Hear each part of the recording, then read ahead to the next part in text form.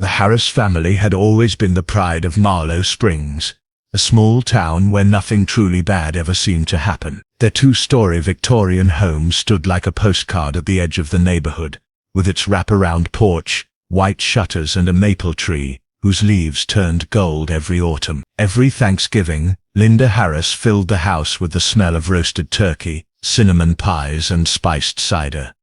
Relatives from nearby towns would gather in her dining room, and neighbors spoke of her hospitality as if it were legendary. To anyone looking in from the outside, she was the perfect wife to Paul, the devoted mother to Grace and Daniel, and the glue that held the family together. But Linda had spent years perfecting that image, because she knew the truth about herself could never see the light of day. The warmth of her smile and the softness of her voice were as much a costume as the holiday decorations she placed on her mantel. She had lived in Marlow Springs for over a decade, long enough for her old life to fade into obscurity, or so she thought. Few people in town knew where she came from before she married Paul, and none of them asked. She had told a vague story about moving from another state after her parents passed away, and that had been enough for most. Linda thrived on controlling what people knew about her. She kept her past locked away like a dangerous animal, feeding it only in private moments when she allowed herself to remember. The memories weren't just painful, they were dangerous. Somewhere out there, the truth still existed in pieces, like shards of glass scattered in the dark, and she knew that if anyone found even one of them, the rest would cut through her carefully built life. That November, the holiday preparations began as usual. Linda sent out handwritten invitations in her elegant cursive, each one sealed with a gold sticker. She bought the largest turkey the market offered, carefully selecting vegetables and wines with the precision of someone planning a grand feast. Grace promised to bring her famous pumpkin cheesecake, and Daniel was in charge of picking up fresh rolls from the bakery. Paul hung strings of warm lights along the porch, and Linda admired his work with a polite nod, though her mind was elsewhere. She found herself distracted, losing track of conversations, forgetting small tasks, and locking the basement door every time she left it, even though no one in the family ever went down there. The basement was colder than the rest of the house, even in November, and it smelled faintly of earth and dust. Linda kept old furniture there, boxes of decorations, and something else. Something she had guarded for years. Late at night she would descend the creaking steps with a small flashlight and open a metal cabinet, hidden behind a stack of chairs.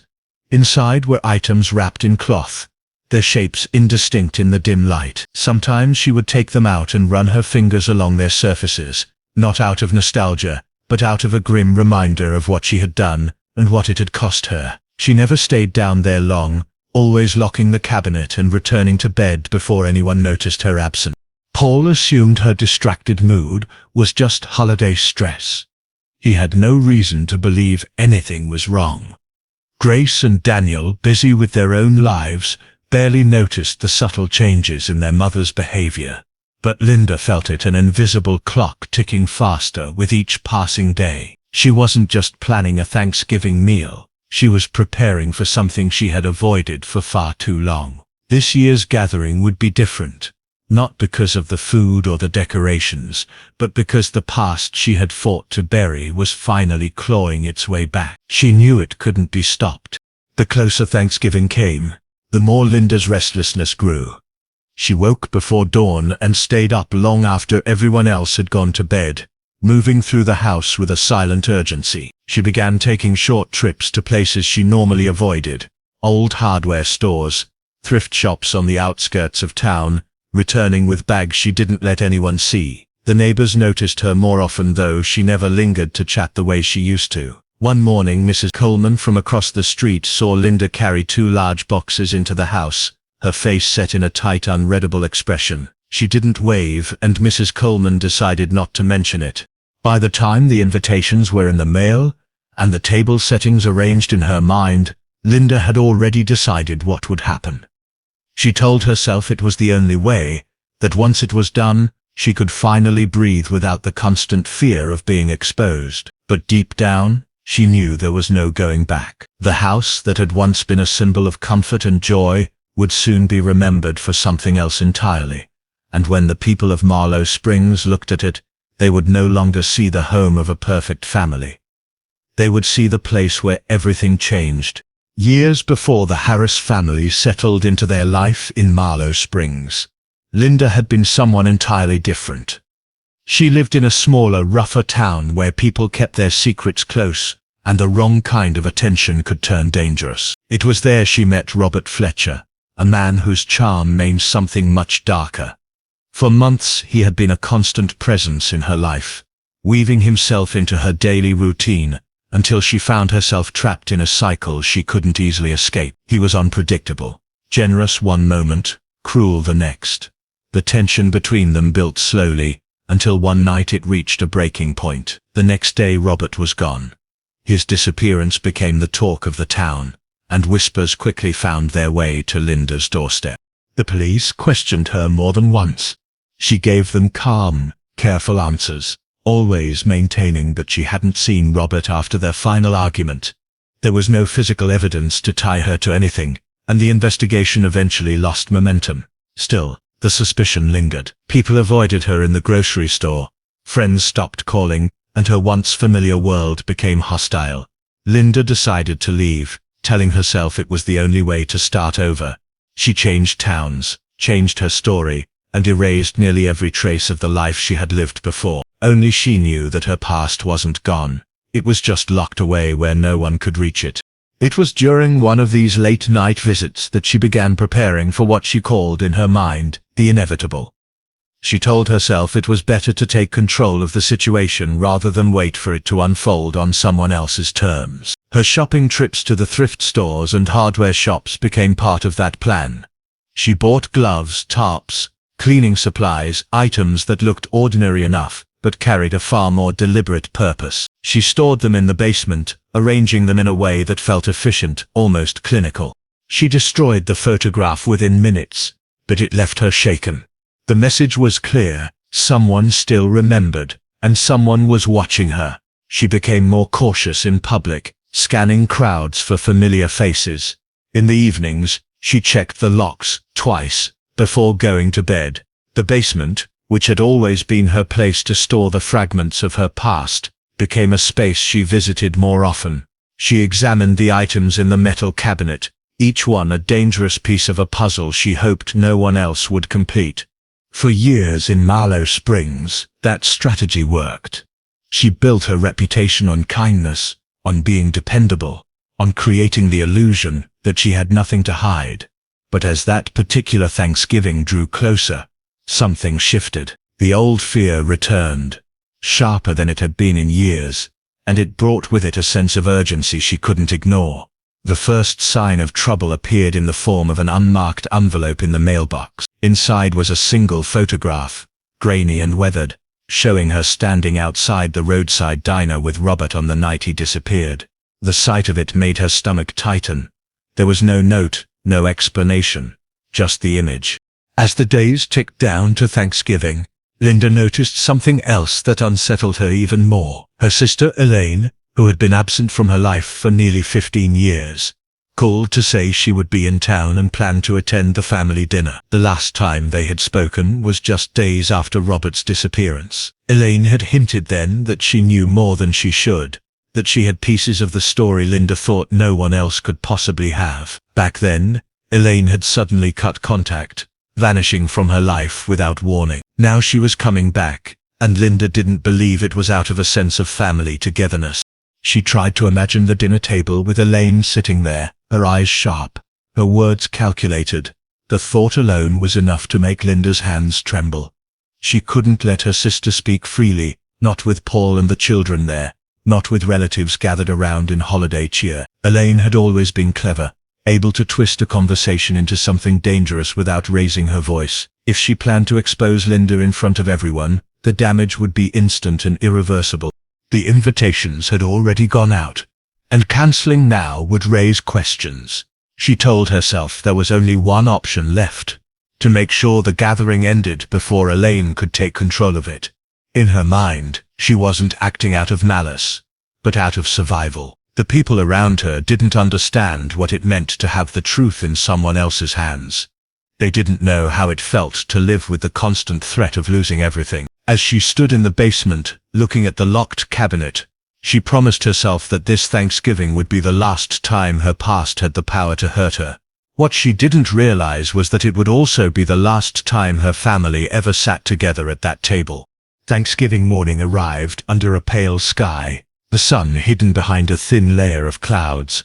The Harris home was already buzzing with the quiet chaos of holiday preparation. Pots clanged in the kitchen, the oven door opened and shut with practiced rhythm, and the faint hum of a radio played festive tunes in the background. Paul was outside sweeping the porch, ready to greet the arriving relatives, while Grace and Daniel moved through the house, arranging extra chairs and folding napkins into neat triangles. On the surface it was the same as every other Thanksgiving, but Linda's movements carried an almost mechanical precision, as if she were following a private script. She moved quickly, checking timers, straightening place settings, and glancing toward the front window every few minutes. The cloth bundle contained something else entirely. A hunting knife with a dark wooden handle. Its blade bore faint discoloration that no amount of cleaning had ever fully removed. She had wrapped it years ago, intending never to see it again, yet here it was, in her hands, heavier than she remembered. She placed both the knife and the photographs back into the cabinet and locked it with a deliberate twist of the key. It wasn't time yet, but she needed them close. Downstairs, hidden behind old dressers and a stack of unused dining chairs, the steel cabinet sat where it always had, its lock glinting faintly in the dim light. Linda had been there earlier that morning, opening it just long enough to remove an envelope and a small, cloth-wrapped bundle. The envelope held photographs, some faded, others sharp and recent. One showed Robert Fletcher's face lit by the neon glow of the diner sign. Another caught a blurred shadow slipping into her car. But it was the newer photographs that unsettled her most. Images of her walking through Marlow Springs in the past few weeks, taken from a distance. Whoever had sent the first photograph in the mail had been closer than she realized. Linda's stomach tightened. She hadn't seen her sister in so many years. Yet her presence brought back the weight of those final days, before she left her old life behind. Elaine looked older, but not softer. Her gaze swept over the house as if she were taking inventory, her expression unreadable. When Paul greeted her warmly, she returned the gesture with polite restraint, her eyes flicking briefly toward Linda, as if to acknowledge that they both knew the real reason she was there. By late morning, the first guests arrived. The hallway filled with the smell of cold air and perfume, as coats were hung and shoes left by the door.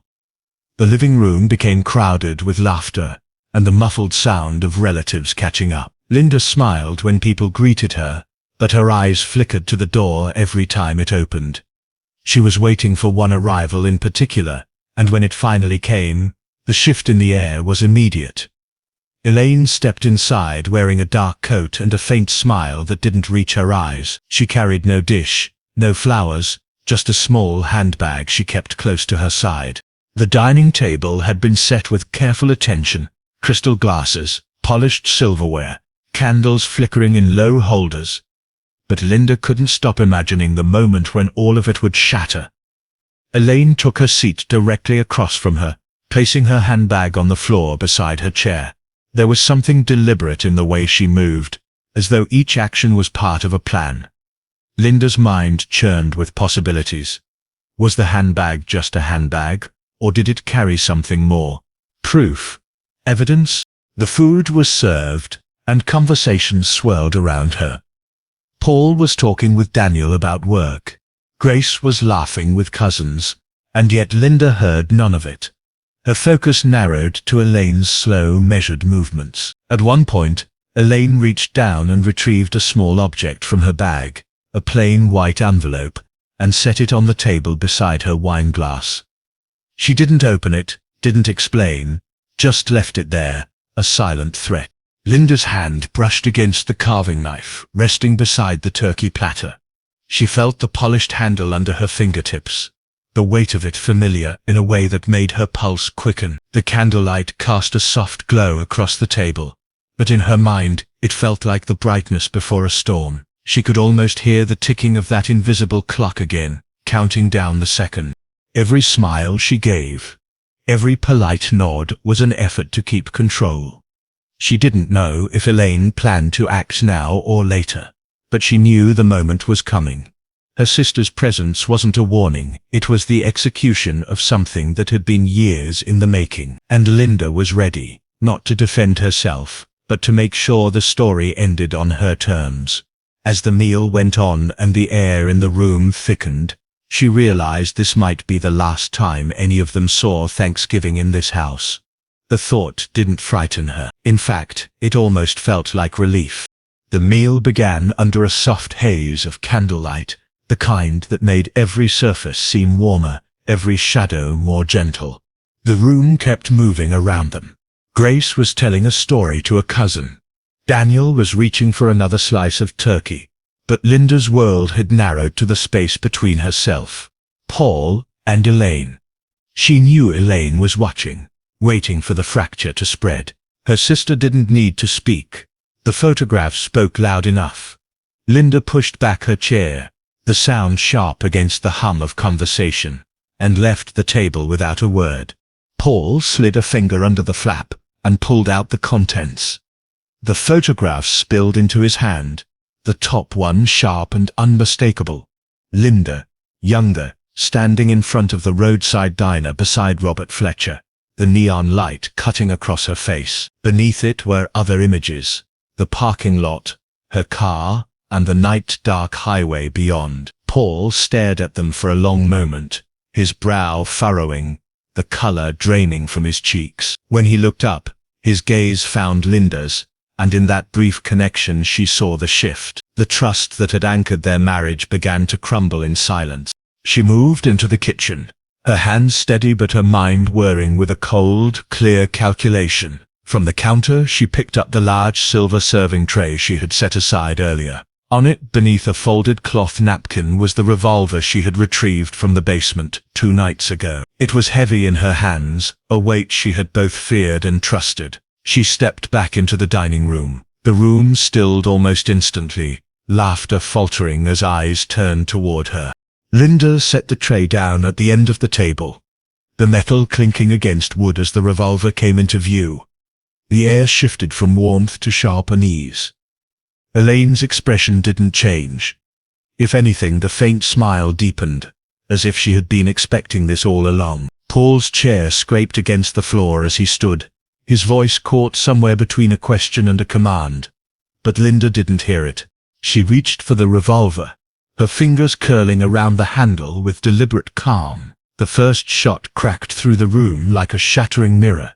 Elaine jerked backward, the smile gone, the envelope slipping from the table to the floor. Screams erupted around the table as relatives pushed back their chairs, dishes crashing to the ground. Someone knocked over a candle and its flame licked at the tablecloth, smoke beginning to rise. The second shot came before anyone could react. This time it was Paul who fell, his hand still clutching one of the photographs. Grace screamed, shoving her chair back so violently it toppled, while Daniel froze in place, his face pale and stunned. Linda's movements were unhurried, her eyes sweeping over the chaos. She had imagined this moment for days, but now it felt almost detached, as though she were watching herself from somewhere far away. The third shot silenced the last of the screams. A cousin slumped to the floor, the silverware scattered around him like spilled coins. The room was thick with the smell of gunpowder and smoke, the flicker of the candle flame now casting wild shadows against the walls. The fire on the tablecloth began to grow, curling black edges around the linen. Someone tried to reach for it, but Linda's glare froze them in place. She lowered the revolver, the metal warm against her skin, and looked at what was left of the gathering. Some were crying softly, others were frozen in stunned silence. Elaine's body lay crumpled at the far end of the table, her lifeless hand just inches from the handbag she had kept so close. Linda wondered briefly what was inside but felt no urge to check. It no longer mattered. The danger Elaine posed had ended. For a moment, Linda stood there listening to the fire crackle and the clock tick in the hallway. The sounds were strangely soothing. She had ended the threat. ended the long shadow her sister had cast over her life. The photographs, the whispers, the threat of exposure, they were all meaningless now.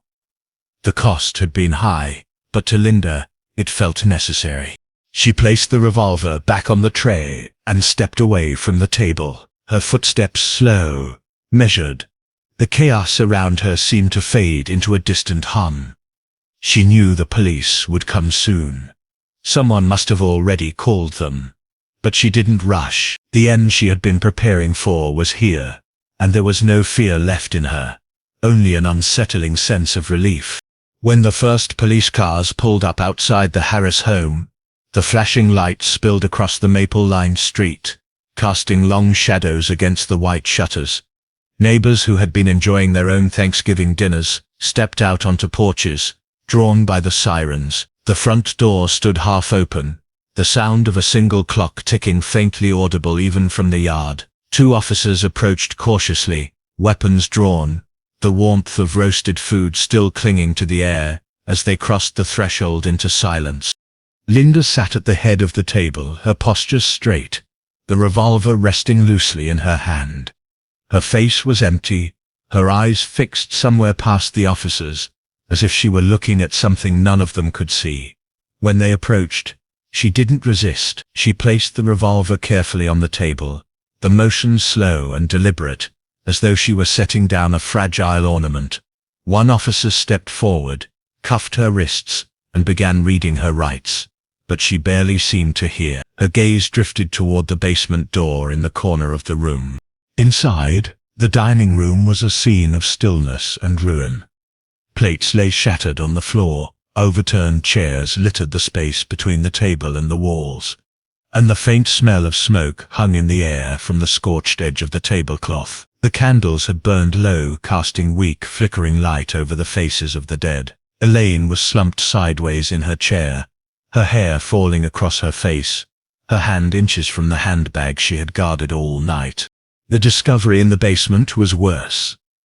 Following Linda's lingering glance, two detectives unlocked the door and descended the narrow wooden steps. The air grew colder with each step, thick with the scent of dust and something faintly metallic. Behind a stack of old furniture, they found the steel cabinet Linda had guarded so closely. The lock was simple enough to break. Inside were the objects that tied the past to the present. More photographs, a folded diner receipt dated the night Robert vanished, and the hunting knife, still faintly stained despite years of cleaning. Each item told a fragment of the story, enough to link her directly to Robert's disappearance. By the time Linda was escorted out of the house, the street was lined with curious onlookers. Neighbors who had once waved to her from their yards stared in disbelief as she was guided into the back of a patrol car. A child clung to his mother's side, whispering a question she didn't answer. The sight of Linda's calm expression unsettled even the most seasoned officers. She did not cry, did not plead, did not even glance at the house she was leaving behind.